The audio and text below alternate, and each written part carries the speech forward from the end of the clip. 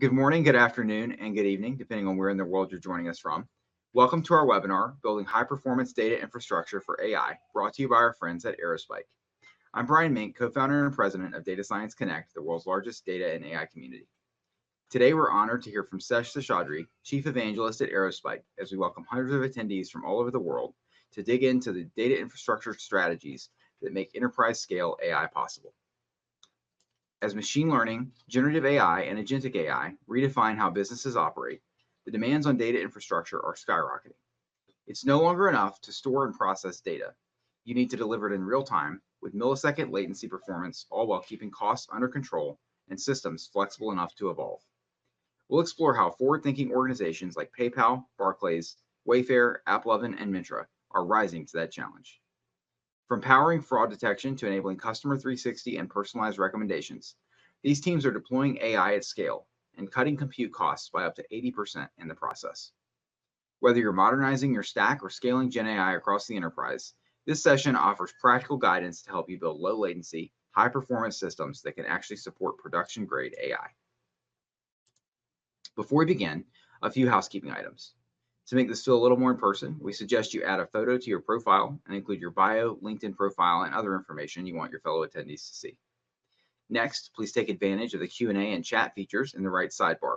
We'll be addressing your questions throughout the webinar, so be sure to upvote the questions you'd like Sesh to address. And finally, to learn more about how to build high-performance data infrastructure for AI, check out the calls to action below throughout the webinar from our partners at Aerospike. Now, without further ado, I'm excited to turn the stage over to Sesh.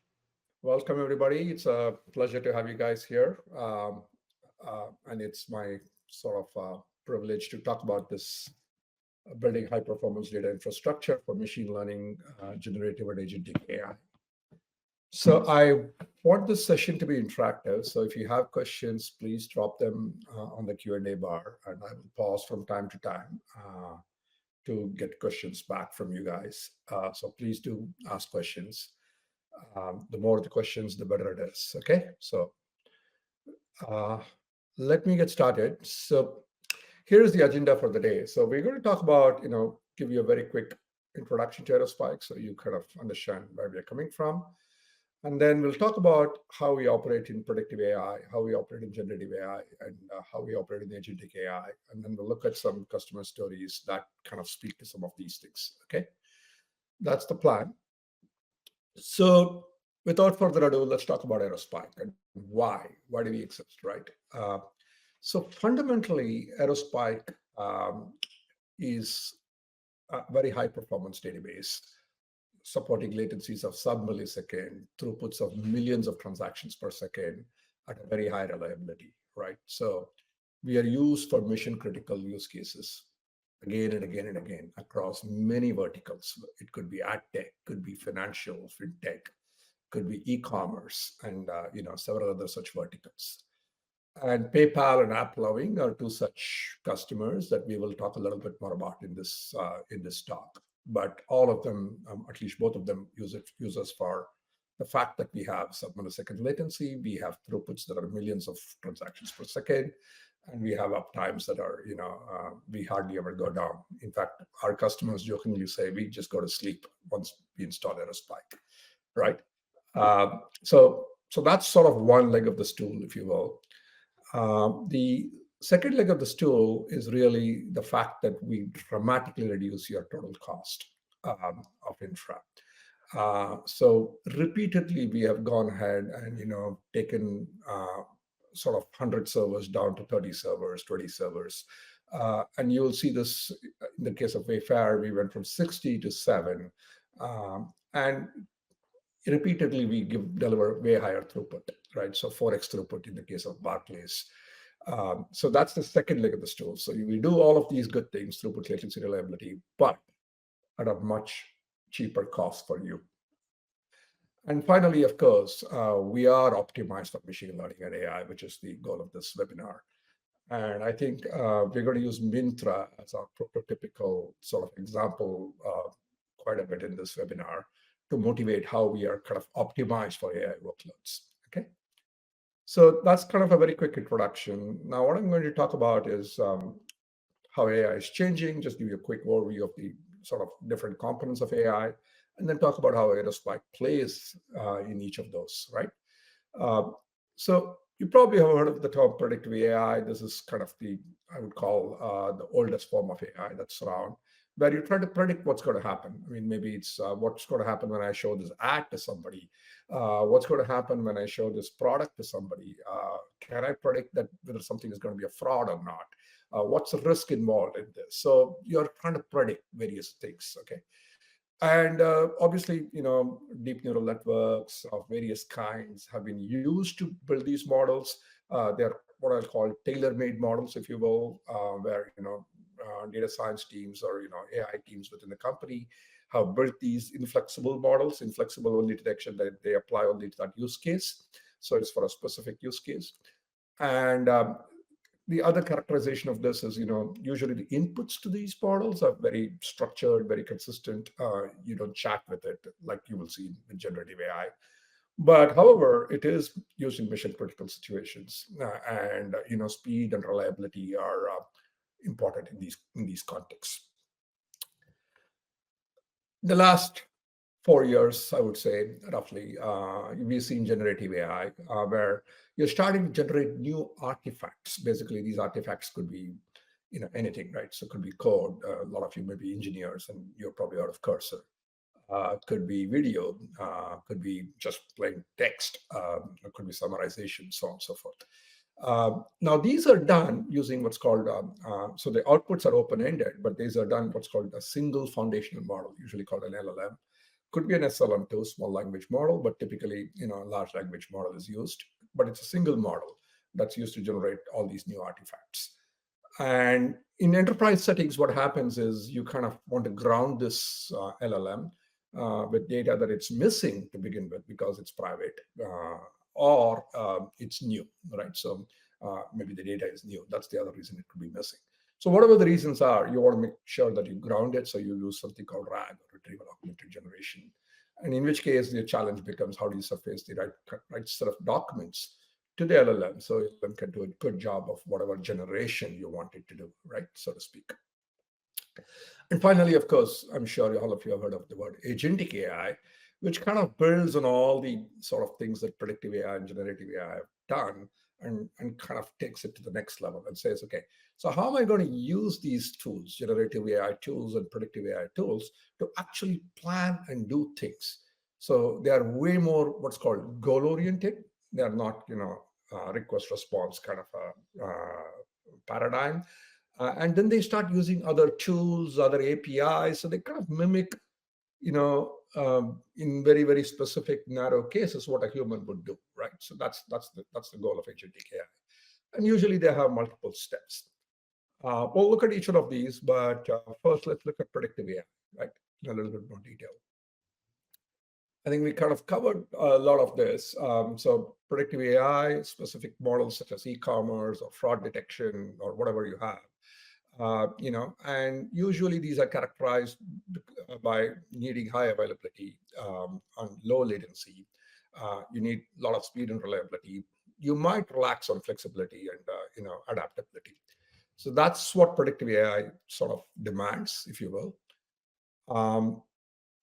So let's dive into how a predictive AI pipeline looks.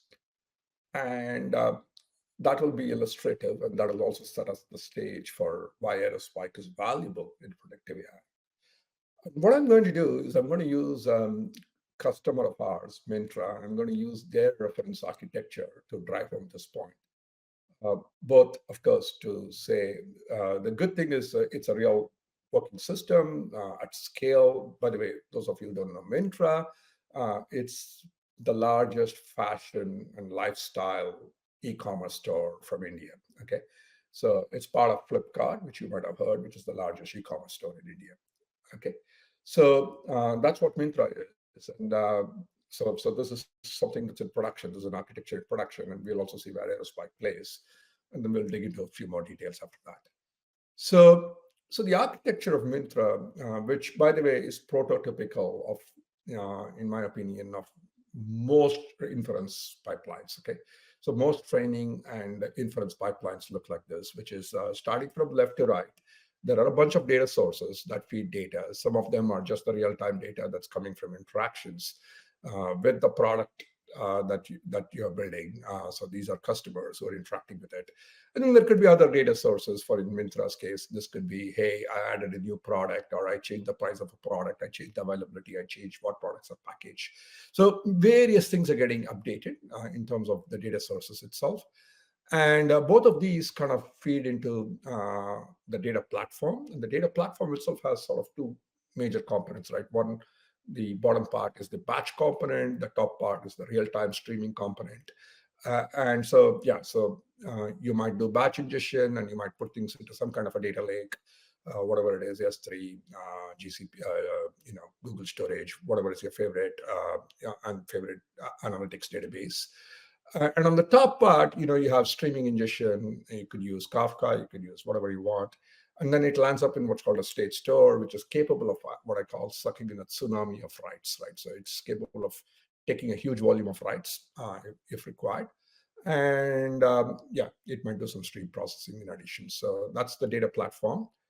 And then you get to the ML platform, so again, continuing from the bottom, you take all the data that you have, and then you might use that to sort of feed to a training model, which may generate a bunch of features, which we'll call offline features. Sometimes you might just be able to generate features right off the data itself, maybe simple rules. Sometimes you need a machine learning model to generate the features, and then once you generate the features, the final machine learning model, perhaps, or models, may actually learn from the data that's sort of streaming into the data lake. So the ML platform, the training is happening at the bottom. And using whatever these offline features, you might run some batch inference things. Batch inference is things like, hey, I want to send an email blast to my favorite customers. What should I be recommending to them? So this can happen in batch, or mailers and stuff like that, right? Whereas the top part is where the real-time inference happens. So there is an online feature store, and then there's online inference going on. And obviously, all of these are driven by some apps or APIs or whatever, right? Now, Aerospike actually happens to get used at three different places within this infrastructure. The first one is the state store, which is this fast writes are coming in. You're storing lots of data. And some of it gets converted directly into features. Other offline features will be loaded directly into the online feature store, and so this becomes the online feature store. We'll talk a lot about this. Then the inference itself, is happening very fast, and Aerospike could be used to cache inferences, results, and so on and so forth. So it could be inference cache. So that sort of gives you some rough idea of how a typical inference pipeline, works. What I'm going to say is I kind of put a small box here for the online inference piece, but actually that box is getting pretty complicated, and we'll kind of explore that a bit, right? So they're becoming increasingly complex, and the reason is, the business demands that you generate high quality decisions, but you will have limited time. So recommendations need to happen in 50 milliseconds, search needs to complete in 200 milliseconds, whatever. In the ad, real-time bidding needs to happen 100 milliseconds. So you kind of have all these limited time to make high quality decisions. However, we all know that if you give more data, I jokingly keep saying more data beats cleverer algorithms, right? So obviously more data is always useful.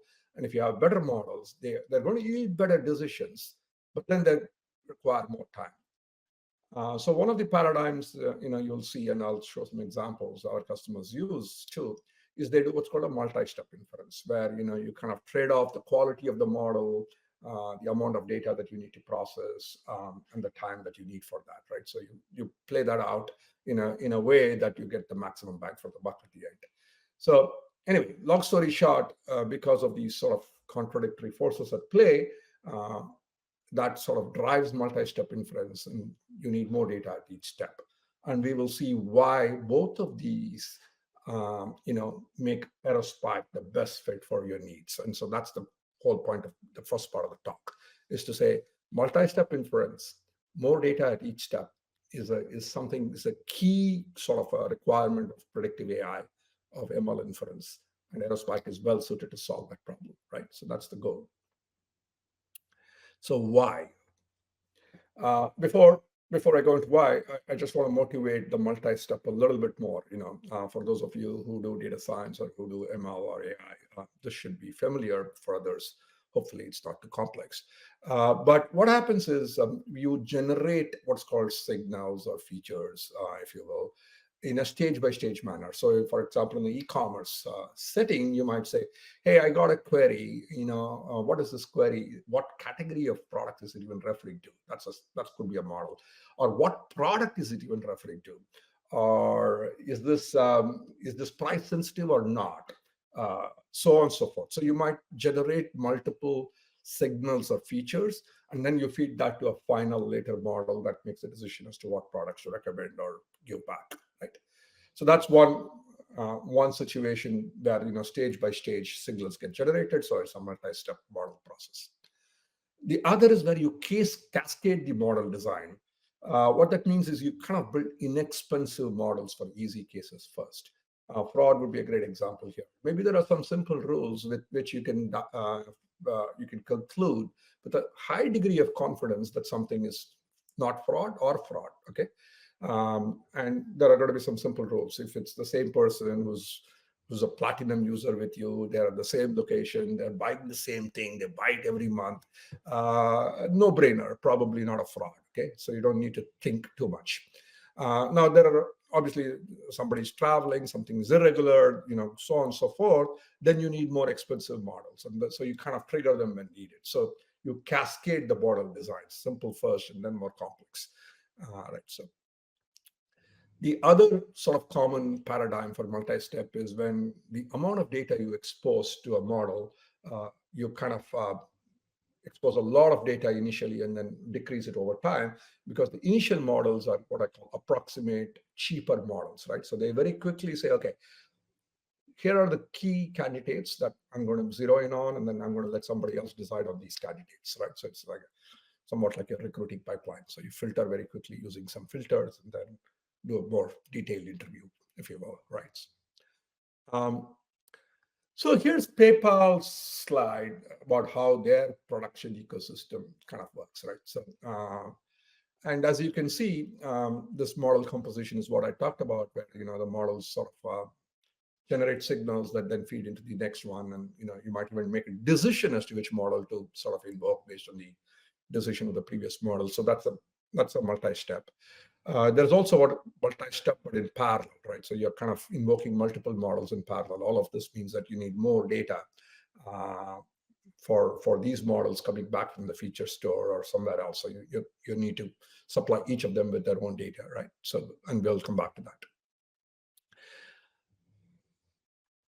I'm going to talk about a recommendation system multi-step. Why do you need multi-steps for a recommendation system? And this is important because I'm going to reuse the same concepts for search and for RAG later, which is part of Gen AI. Okay.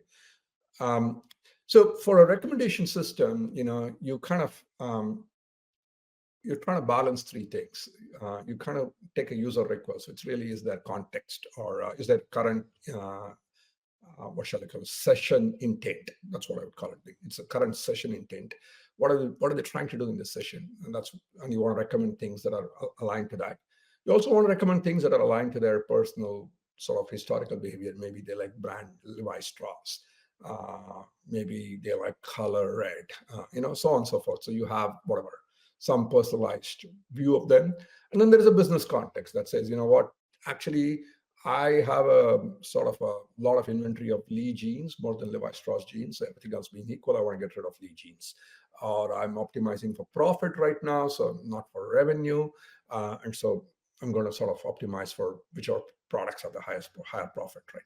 So you have all these sort of differing and sometimes sort of different goals, if you will, and you kind of put all three together and say, okay, so the retrieve for me, from the set of candidates, which are millions of documents typically, let's just quickly do some retrieval. It could be a vector search, could be a keyword-based keyword search, or it could just be a simple structured database lookup. So all three are possible in this context. And then you say, okay, from these millions of documents, how do I get hundreds of documents? Okay. And you'll probably need to go look up the feature store, look up the candidate pool, come up with the hundreds of documents. Then you take these hundreds of documents, apply a much deeper model, re-ranking model. This could be, for those of you who are familiar, it could be Colbert, it could be DCNV2, whatever, right? And you would say, okay, let me re-rank. Again, I need a bunch of things from the feature store, and then I'll come out with a few sort of final documents, if you will, for my recommendation. I'm going to do one or two more slides, and then I'm going to pause for questions. Okay, so be ready with your questions. So here, what I'm trying to illustrate is, now that we know inferences are multi-step, number one, we also know inferences benefit from higher data volume. I'm going to argue how a feature store that can support both of those is going to yield much better decisions in the same limited time. So let's say there is a limited time budget, maybe 15 milliseconds. Let's say there is a feature store that can retrieve features, and it can retrieve a lot more features. So for example, going back to the previous recommendation use case, maybe instead of 100 documents after the retrieval stage, I have 500 documents from the retrieval stage. And I want to re-rank 500 documents rather than 100 documents. Obviously, that's a better result. So if a database can re-rank 500 documents in sub-millisecond, that's how the bottom robust feature store looks. But if somebody can only do 100 documents, which is the top one, and it takes 5 milliseconds to do that, that's how the top one looks.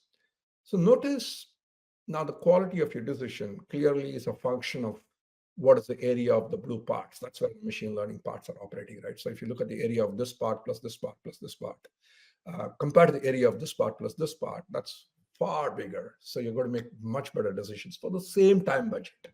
So all you've done is you said, okay, you give yourself multiple bats. Because this is fast, I can yield the rest of the time to machine learning or to modeling, model inference. And also I can give it a larger surface area to make its decisions on. So bottom line, more time for modeling, more modeling steps, and more data to model. And I think this is best sort of exemplified by a customer of ours, and this is a direct quote from Nick, who says, well, Aerospike allows us to do more complex risk calculations in less time. More thorough risk calculations allows better accuracy for our customers, avoids friction in their transactions, and ultimately you reduce the risk. There is less fraud possible. I think this is a good point to stop and pause and look at questions, if any. Hey, Sesh, looks like we have a question from Justin.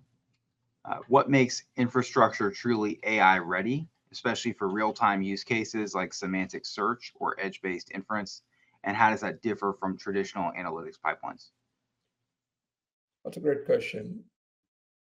So yeah, I mean, for real-time use cases, like whether it's semantic search or edge-based reference, edge-based inference, I think multiple things, right? So one is latency.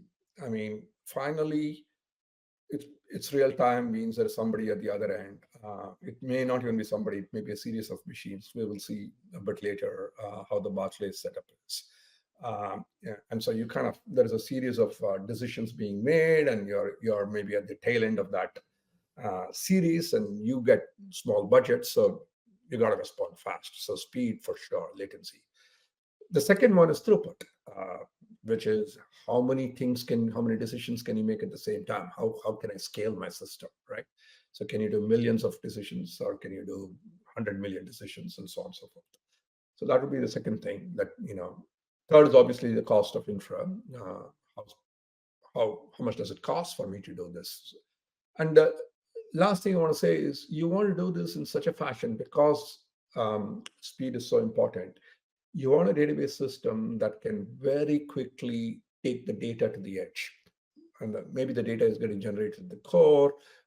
It's maybe even changing fast, rapidly, but you want those changes to propagate to the edge also rapidly. Okay, by edge, I just mean a different region, maybe a region that's closer to the user. Maybe you have edge data centers or edge AZs, if you will, that are close to the users at several places. So how do you kind of asynchronously replicate that? So I would say those are some classical characteristics of a real-time use case. Traditional analytics pipeline, in contrast, I mean, obviously, first of all, they don't care about this edge versus core differentiation. Everything happens in the core because there is no latency sensitivity. They tend to, analyze terabytes or petabytes of data for a given query for at a time. Um, Real-time use cases look at, I want to say, kilobytes, megabytes of data for every request of that order, whereas that's terabytes, petabytes. So obviously, very different. You architect these databases very differently from how you architect these databases because they have very different usage profiles, if you will. Yeah, excellent points. Thanks, Session. If there's any other questions, be sure to drop them in the chat. I'll turn things back over to you, Sesh. Thank you. Okay, so let's talk a bit about generative AI next. So I think we kind of covered predictive AI. So the key difference between generative and predictive, like I said, is in generative, you're generating new artifacts. And that's typically being done by a foundation model that's kind of open-ended. I mean, as in it can take any question and answer it. It'll give you an open-ended output. It can take open-ended inputs, and it can produce code, text, images, video, whatever, right? And so, I mean, there could be many ways you can request something of a Gen AI product, if you will. Aerospike might be used to store a lot of the context before even you go to the LLM. Could even be used to cache some answers, but definitely a lot of context as to what was the previous conversation about. What is this user asked about in the past? What do they like? What they don't like? Blah blah blah. So you can compute very similar to a predictive AI pipeline where you compute features and store it. You can put context and you can store features, if you will, about personalities and users right there. Then talk to the LLM. The LLM, may decide that, or most of the time, actually, you kind of go do something called RAG, which is you take this request and say, hey, what do I know within the enterprise about this question? So this person is asking, for example, maybe I'm asking my Gen AI system within Aerospike, how did Mintra do predictive AI? So that's a question. Now, obviously, we have access to how Mintra did predictive AI within Aerospike, documents, videos, and so on and so forth about what they did, way more than it's available on the public web. So we would sort of look at our internal data sources. There would be a RAG pipeline that would run internally. And then Aerospike would be a feature store that's going to be used as part of RAG. And I'll motivate this a bit more in a while, but as to what's a feature store for RAG. And so that's the second way, Aerospike could be useful. Fat fingers, sorry. But yeah, so the challenge is how do you kind of get the right set of documents back to the LLM? That's the real challenge. And we'll look at that shortly. But before I do that again, we'll go back to Mintra, and they have something called a conversational shopping assistant, which uses obviously Aerospike in the backend.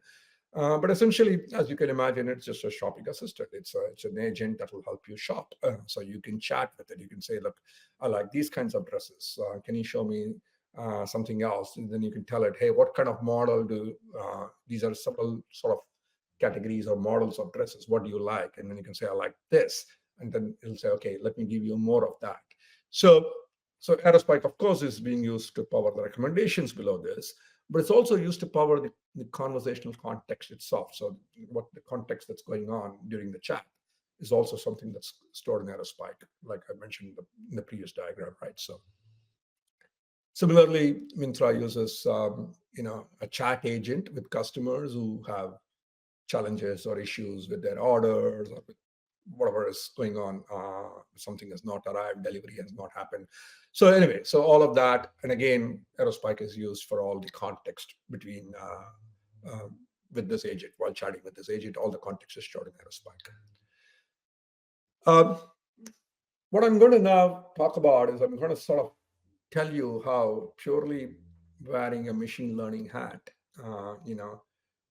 seemingly disparate problems such as recommendations or search or RAG actually fundamentally use the same underlying architecture, right?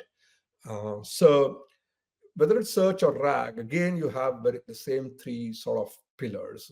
There is a request, there is some personalization or historical context, and then there is some business context. So in the context of an enterprise RAG, the business context, for example, can be who can access what. Not all documents can be seen by everybody. So that's an ACL sitting somewhere there. And then maybe there are other things, everything else sort of being equal, make sure that, I don't know, uh, documents from my Confluence are weighed heavily because I have a better process for populating my Confluence documents. I'm just cooking up something, right? In a very different scenario, maybe e-commerce scenario, again, we talked about business goals for products, and this could be used as a part of e-commerce search pipeline. And the user request is usually that particular. There's an explicit request, with some kind of a session context also along with it. And personalization, as I said, is what does this person like or not like, soft things about them, right? Uh, Again, turns out, well, it's the same problem. You have millions of documents. You want to retrieve based on these three, maybe 100, maybe 500. And again, based on that, you want to re-rank, similar DC and V2, whatever you want to call BERT. You get to a few documents. So it's absolutely the same pipeline. This could have been search, could have been RAG. RAG is nothing but a search in the context of finding the right set of documents to feed to an LLM, right? So that's all RAG is. It's saying, hey, I have some user request. How do I find the right set of documents within my enterprise? Search. How do I search for the documents within the enterprise so that I can feed it to the LLM? So the point being, again, for the very same reasons, we are an awesome feature store for recommendations. We are an awesome feature store for search. For the same reasons, we are an awesome feature store for RAG. And so that's really what I want to point out about Jenny. Okay.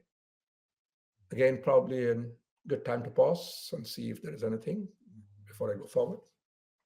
Looks like we do have a question in the chat, and this is from Stanley. Are there specific metrics you watch for that indicate your current infrastructure can't keep up with AI demands? Great question. Great question. So, no, absolutely. I think you need both metrics, right? You need metrics that are database centric, if you will, and you need metrics that are application centric.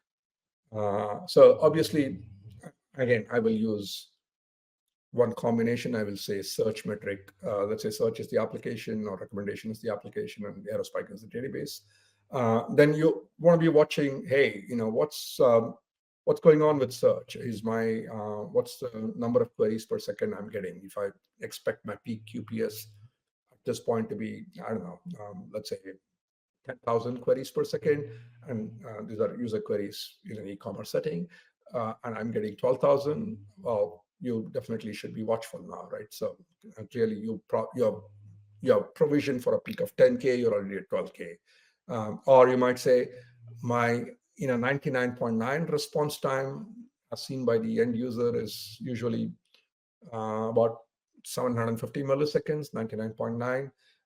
Now I'm at, I don't know, 1 second. So probably time to, figure out what's going on. So clearly what I'm saying is you can come at it from an application point of view. What does the application SLAs require or demand? And then you can come at it purely from a database point of view. You can ask the same questions in terms of latency, throughput, but also capacity, right? I mean, what is the data size? I mean, or what are internal maintenance operations, or how many failures are there currently, and at what point can the database is it going to struggle to keep track of the failures? Both your throughput requirements are going up, and you've lost one region or one AZ at the same time. Sure. So clearly, it's a very complex question. The specific metrics will boil down to specific applications, but yes, it's definitely the end SLA, latency, throughput, uptime, data size. I mean, these are all going to be some important metrics to watch out for. Excellent thoughts there, Sesh. And I'll turn things back over to you and encourage the audience again, if you have any other questions, please put them in the chat. Cool.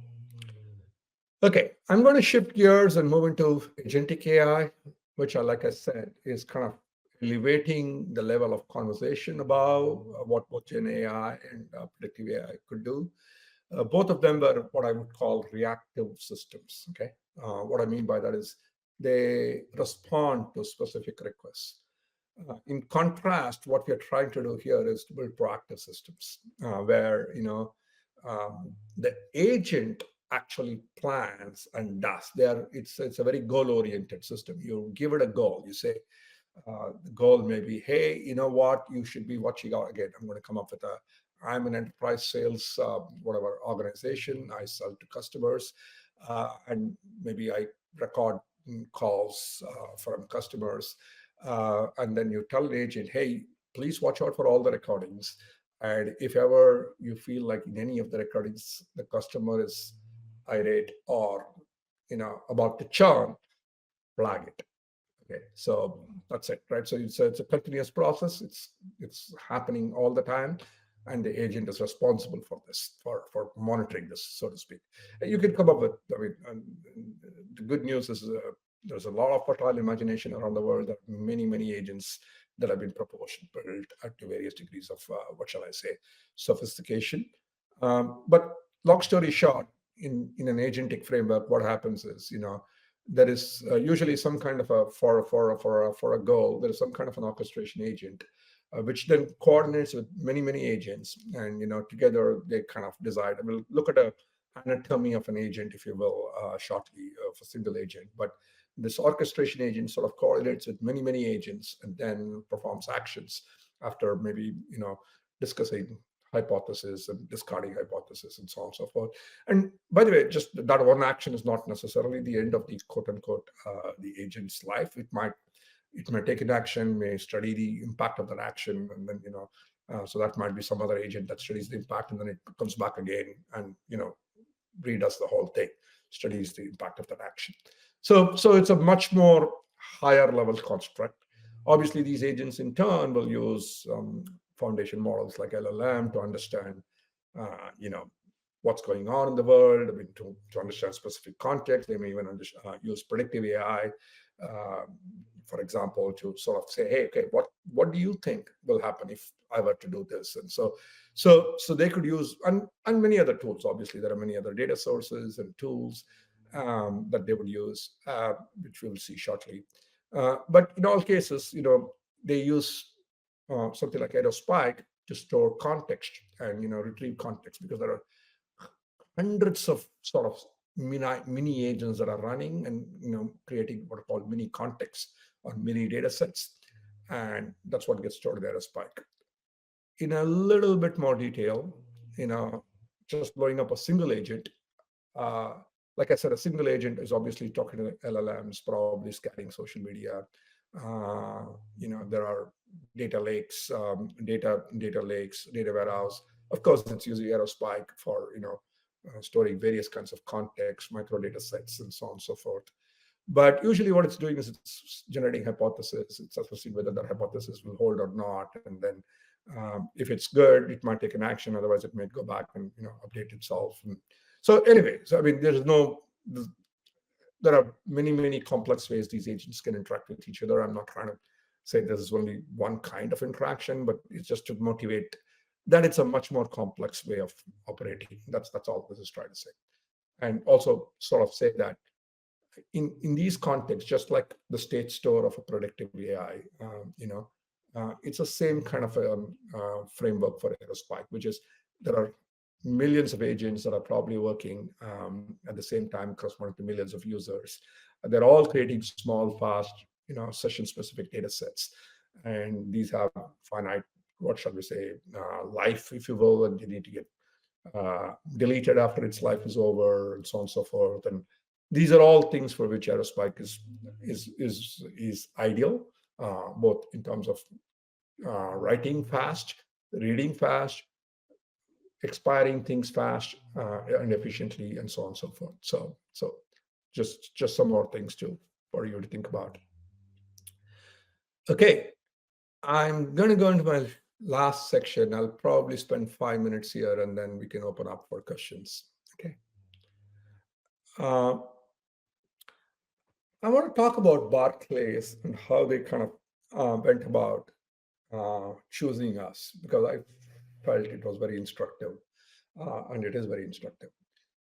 Just to give you a little bit of background, the Barclays is using us for fraud, okay, fraud detection, and they had an older system that was making a lot of inaccurate decisions. They had both false positives and false negatives, and and they could not tighten it. They tightened it too much. They got too much of one versus the other. So anyway, that was part one, and part two, of course, was they could not do this in the SLA that they had. We'll shortly see it. And so essentially, when we got in there finally and we replaced a lot of moving parts on a single platform, simplified architecture. We were able to handle everything in real time and respond within the time budget. And we gave them a few other things that I've not talked about. We call strong consistency, which was super important for them, which is basically saying that, hey, if you have replicas of data, make sure that all replicas are the same value, or at least everybody reads the same value. If they try to read it, they will all get the same value, right?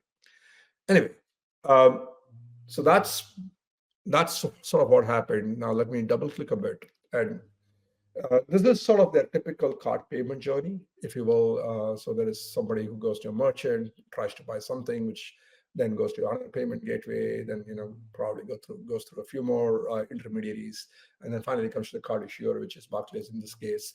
And then the card issuer has to detect whether there's a fraud or not. And obviously, the user who's sitting here has finite patience, and if a merchant cannot, say A or nay, well, actually say A quickly when it's scheduled, then they will lose patience and go to some other merchant. And so this is at the tail end of a long chain, if you will, and the budget was extremely stringent. And so this is where this is happening in Barclays, and this is where Aerospike figures, right? So now, before they talked to us, they had pretty much tried every other database architecture under the sun. They first said, okay, to get my speed, yeah, I know I can't get it for everybody, but can I get it for my most frequent users in some sense, and can I cache it? And then various sort of variations of this caching, right? There can be just a basic caching that you do in application. Obviously, that has challenges. How do you invalidate the cache because there are multiple applications that are in parallel? One guy updates something, then how do you keep cache coherence? Well, to solve that, you can say, look, let me make cache as a service. So it's a services problem to retain cache coherence, and then I still have a database. I can do cache aside or cache through, but so there are sort of, then there are a few more possibilities. I can say, look, for speed, why don't I keep things in memory, the entire database in memory, and maybe there's a backup database that's sort of, let's call it maybe a mainframe, maybe relational database or whatever slow one that you still have, or you can just keep an in-memory database with persistence. And so they tried all of these things, and they went through, at least they may not have tried everything, but they sort of thought through all of these things. This is the Barclays presentation. And anyway, long story short, finally they came and concluded that this was the best architecture for them, which is a hybrid memory architecture of Aerospike. The hybrid memory architecture of Aerospike is unique in the following fashion. It kind of gives you the read performance at the application as though the data were in memory while storing the data on disk. So because it stores the data on disk, it has the cost profile of a database that stores data on disk. But because it gives you the performance of a database that is in memory, it's way better than the performance of a database that stores things purely on disk. And and it's obviously a very different conversation as to how we do this. In fact, we have a webinar on this. I would recommend folks to go listen to that from Aerospike, which is how do we do hybrid memory? Why is that a good idea? But coming back to Barclays and some of the lessons that they learned, and so this is sort of the first part of my talk. I was super focused on use cases, applications, business value. Here, I'm kind of digging into what are some operational issues and technological issues when you're running a database that you need to be aware of, right? And those are true whether you're powering AI use cases or not. but definitely true when you're powering AI use cases, which is what's your scale throughput requirement? What is your sensitivity towards latency? How much leeway do you want your 99.9 to be, always at some point, or can you afford to have huge variance? What kind of jitter can you sort of um, tolerate? Uh, do you want strong consistency? Are you sure you want strong consistency? Are you willing to trade off availability for consistency? Do you have good reasons to do so? Again, something to think about. Aerospike obviously supports both, which is strong consistency where you trade off some availability for consistency, and the other one, which we call AP mode, where you trade off consistency for availability. Yeah, what are your data characteristics? What's hot, what's cold, blah, blah, blah. And finally, the most important TCO, which is you want to consider all factors and environments. You want to consider a 3-year sort of a TCO. What's your sort of peak requirement for your hardware? How does that grow as your throughput grows, as your data size grows? And, and some of the things that they did very well, there's something called a genset report where, which is really sort of gives a certificate, if you will, of how strongly consistent a database, how good a job it does of its strong consistency, right? So, several other operational aspects like, what is the resilience?